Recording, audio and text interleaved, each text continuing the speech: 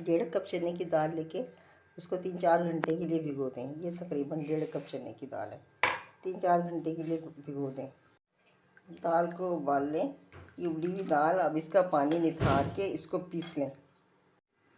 अब तेल गरम करके तो उसमें ये प्याज डाल दें, आधी प्याज, और साथ ही गरम मसाला, ज़ीरा, दालचीनी, काली मिर्चें, इलायची कूट के, और ये 4 लौंगे।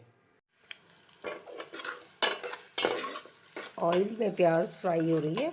अब इसमें ये साबित गरम मसाला डाल दें।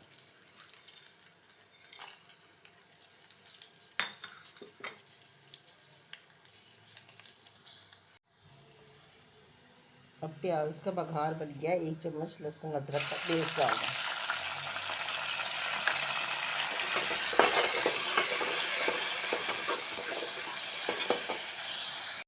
लहसुन अदरक भुन गया। अब 1 टमाटर काट के डाल दें। ये मसाला बहुत अच्छी तरह भुन गया है, इसका ऑयल भी छूट गया। अब इसमें ना ये पिसी हुई दाल और ये मिर्चें डाल दें। भुर्ता बहुत अच्छी तरह भुन गया है, ऑयल भी निकल आया है इसका। और अब ये जो हरा मसाला है ना, प्याज, मिर्चें, धनिया, ये डालना है इसके अंदर और चूल्हा बंद कर देना। चने की दाल का भुर्ता बिल्कुल तैयार है तो चने की दाल से शक्ल बदल गई है। शक्ल बदलने से जायका भी बदल गया है, और बार बार एक जैसी चीज़ खाने से इंसान बोर हो जाता है। तो इस तरह दाल पका लें तो बहुत मज़े की लगेगी। बिल्कुल तैयार है ये।